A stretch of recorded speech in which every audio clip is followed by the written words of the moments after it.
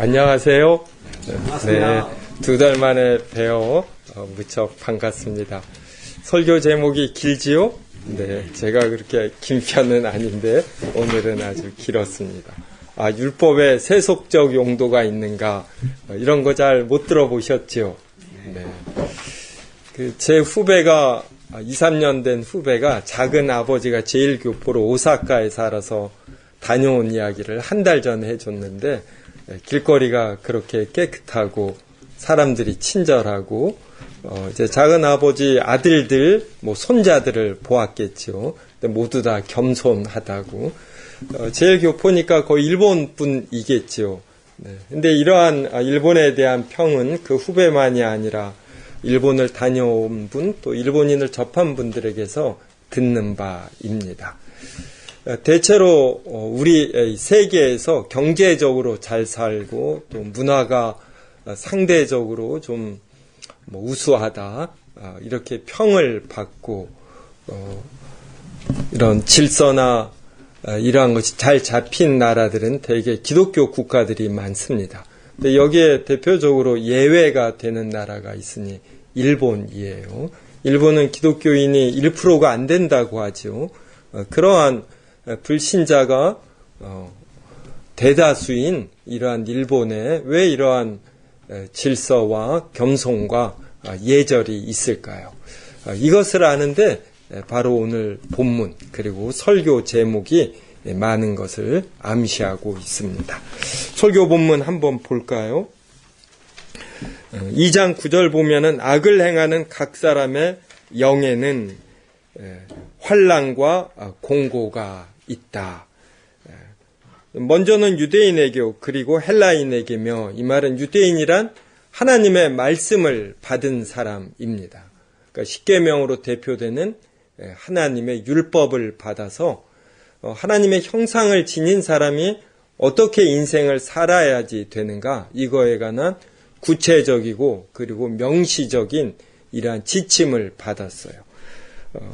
그 다음에 헬라인에게란 이러한 하나님의 율법이 없는 사람들을 총칭해서 헬라인이라고 합니다. 한마디로 비신자, 불신자들 이렇게 생각하면 돼요. 그 다음에 선을 행하는 각 사람에게는 무엇이 주어지냐면 영광과 존귀와 평강이 주어지는데 역시 먼저는 유대인 그리고 헬라인에게요. 이렇게 하나님의 말씀을 잘 지키면은 복을 받고 잘 지키지 않으면 벌이 주어진다라는 이러한 것은 11절 보셔요. 하나님께서 외모로 사람을 취하지 아니하심이라. 일종의 물리 법칙처럼 적용이 되는 것입니다. 하늘을 향하여 물건을 던지면 어떻게 되죠? 네, 힘 닿는 만큼 올라갔다가 다 떨어져요.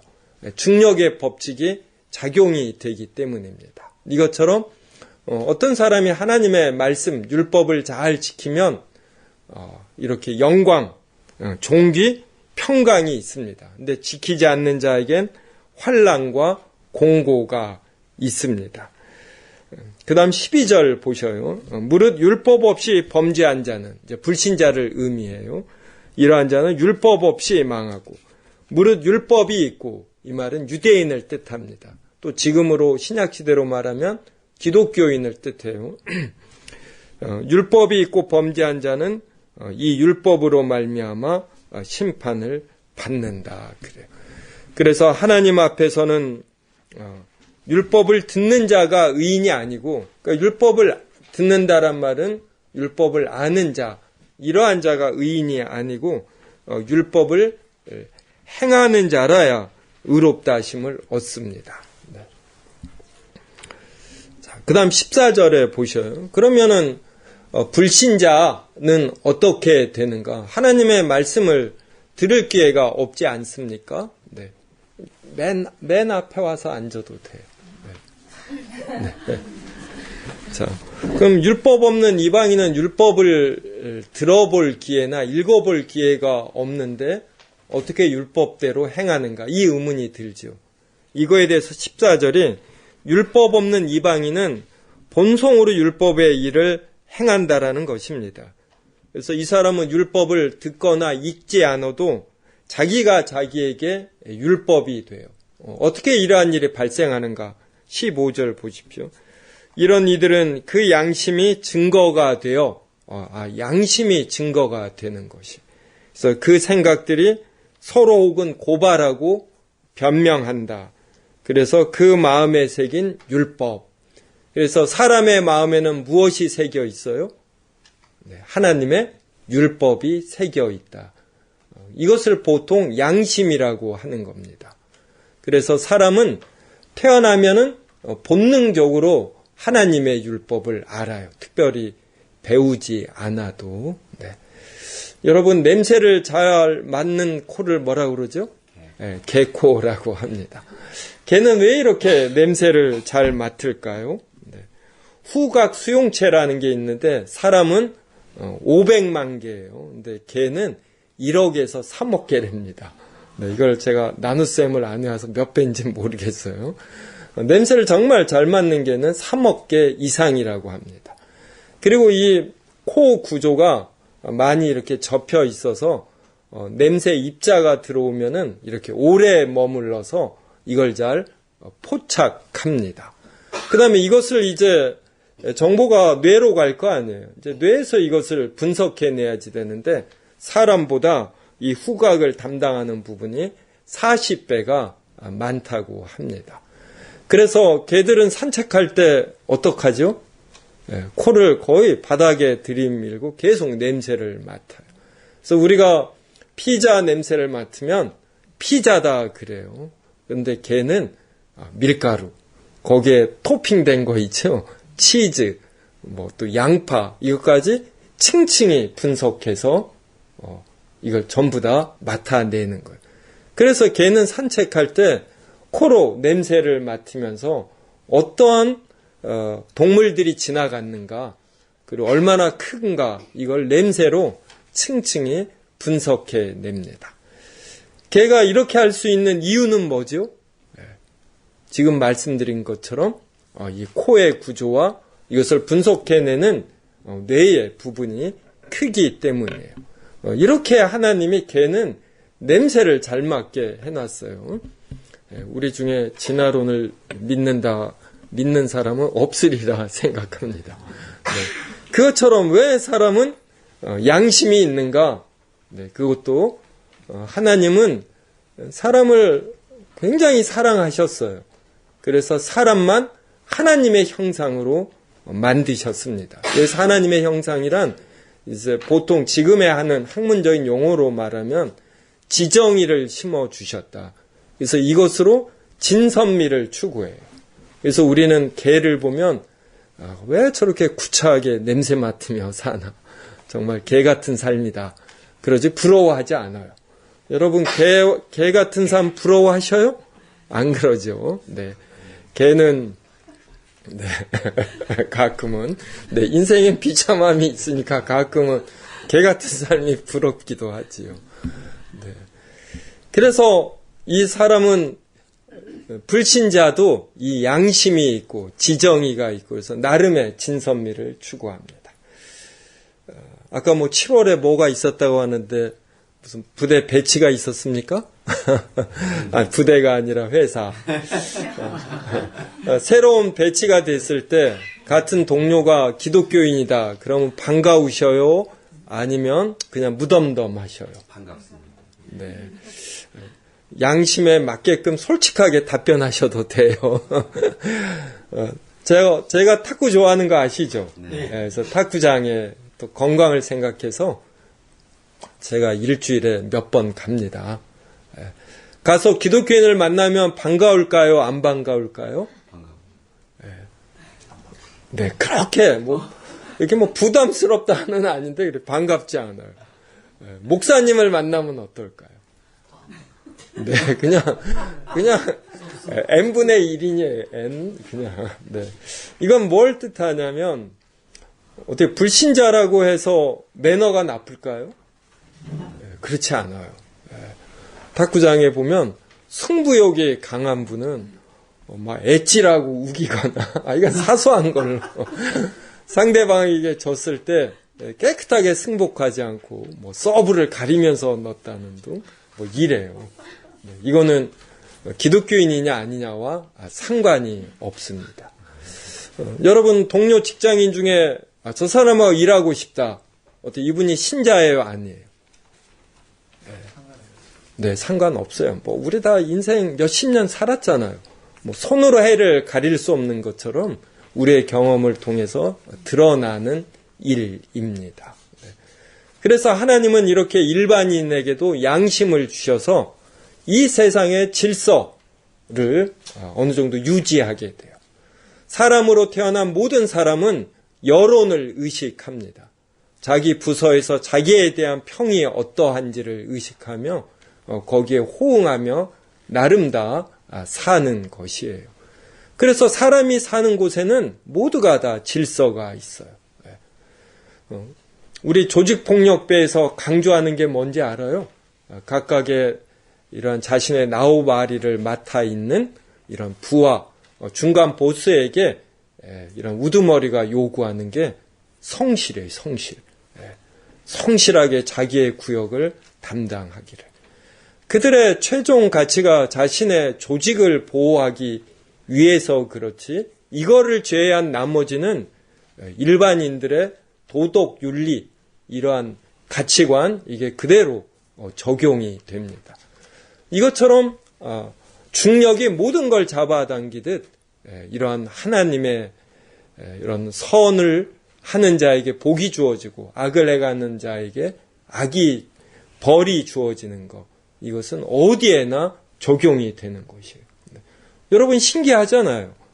어떤 선을 행하는 자가 뭐 100%는 아니지만 그래도 8, 90% 어떤 그 끝이 좋게 되는 것.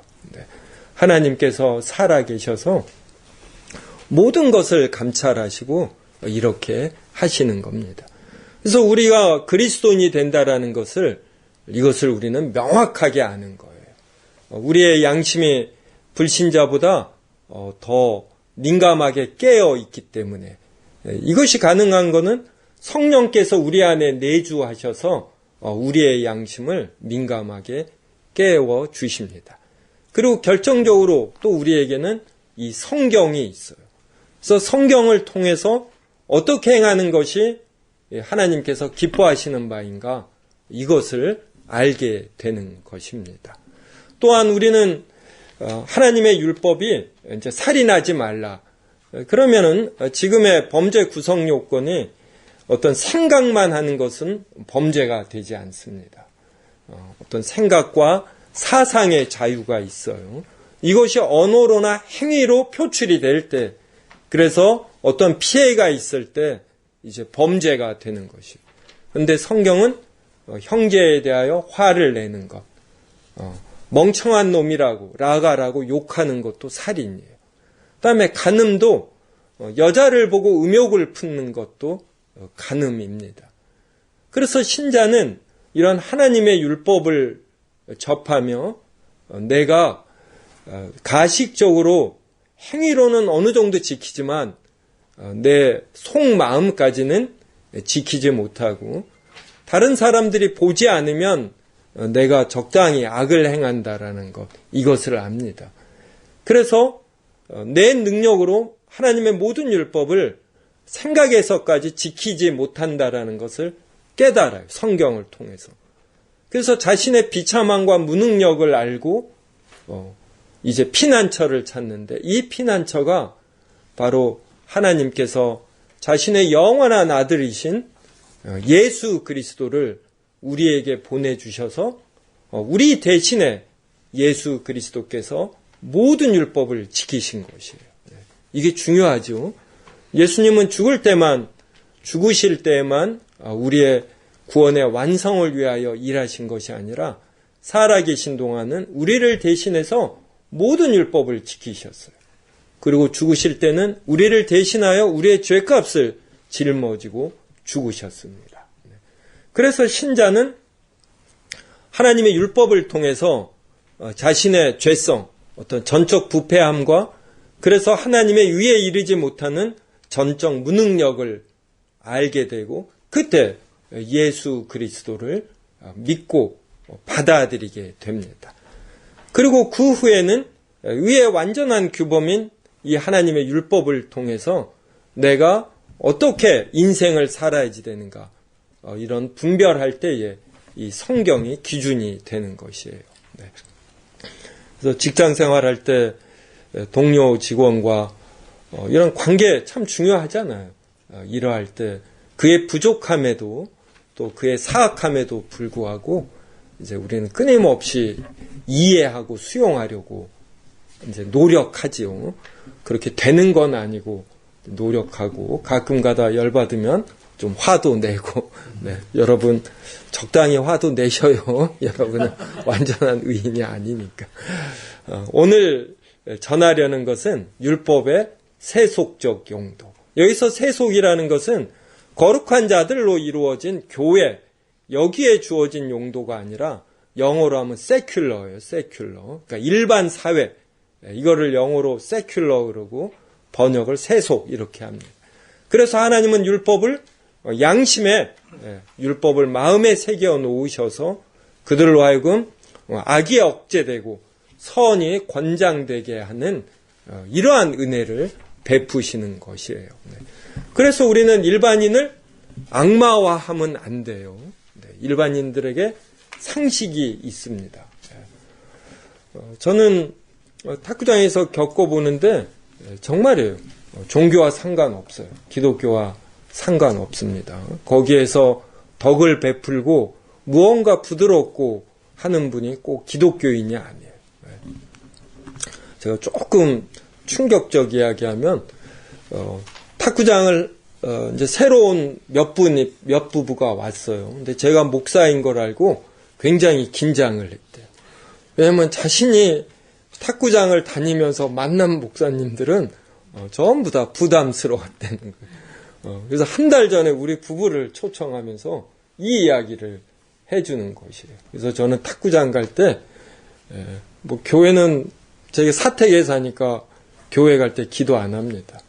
근데 탁구장 갈 땐 기도해요. 제가 덕이 되는 행동을 하고 엣지 갖고 싸우지 않고. 네, 그래서 비기독교인을 절대로 악마화하면 안 돼요. 하나님은 그들에게도 은혜를 주셔서 제한적이나마 진선미를 압니다. 때때로 어쩜 저렇게 멋지게 사는가, 어떻게 저렇게 마음이 부드러운가, 이런 분들이 불신자에게도 많습니다. 또 그렇다고 해서 천사화를 하면 안 돼요. 불신자들은 마음의 본질적 변화가 없이 그냥 적당한 수준에서 이런 진선미를 추구하는 것입니다. 그렇기 때문에 절대선, 절대의를 모르기 때문에 자신이 하나님 앞에서 죄인됨을 모르고, 그렇기 때문에 예수 그리스도의 필요성도 모릅니다. 그래서 이 불신자를 대표하는 계열이 가인 계열이잖아요. 이 가인 계열이 이런 가축업을 일으켰죠. 그리고 날카로운 기구를 만드는 산업을 일으키고 피리와 퉁소입니까? 이런 예술을 일으켰어요. 그런데 이 가인 계열은 자기의 마음을 상하게 하는 자는 죽여버렸고, 이러한 표현이 창세기에 나옵니다. 제가 읽어드리겠습니다. 자, 아단은 야발을 낳았으니 그는 장막에 거주하며 가축을 치는 자의 조상이 되었고, 그의 아우의 이름은 유발이니 그는 수금과 퉁소를 잡는 모든 자의 조상이 되었으며, 실라는 두발가인을 낳았으니 그는 구리와 쇠로 여러 가지 기구를 만드는 자요, 두발가인의 누이는 나아마였더라. 네, 이렇게 일반 학문과 산업과 예술이 발전하는데 이렇게 가인 계열이 큰 공헌을 합니다. 그런데 라멕이 아내들에게 이르되 아다와 실라여 내 목소리를 들으라. 라멕의 아내들이여 내 말을 들으라. 나의 상처로 말미암아 내가 사람을 죽였고. 그러니까 가인 계열은 누군가에게 상처를 받으면 이걸 참지 않고 죽여버리는 악을 행합니다. 그다음에 나의 상함으로 말미암아, 누구에게 이렇게 상함을 당하면 이 상하게 한 자가 소년일지라도 죽였다, 이렇게 나오는 것이. 이것이 또 불신자들로 이루어진 어떠한 가정, 그리고 사회, 이런 회사, 국가의 또 한 면이기도 하는 것이에요. 그래서 여러분이 이런 KBS라는 좋은 직장을 다니며 어떤 조직으로 인하여 또 상사나 또 상사가 되면 이 아랫사람을 또 얼마나 의식하는지 몰라요. 지금 이제 제 친구들은 거의 은퇴를 했습니다. 지금까지 현직에 있으면 거의 사장이거나 약간 임원급이더라고요. 걔네들 만나서 대화하면 이 아랫사람 눈치 보는 이야기 많이 합니다. 여하간에 이 사회생활 할 때에 많은 부조리가 있고, 그리고 인간의 삶은 이런 비참함이라는 요소가 곳곳에 배어 있어요. 왜냐하면 죄의 결과로 가시덤불과 엉겅퀴가 납니다.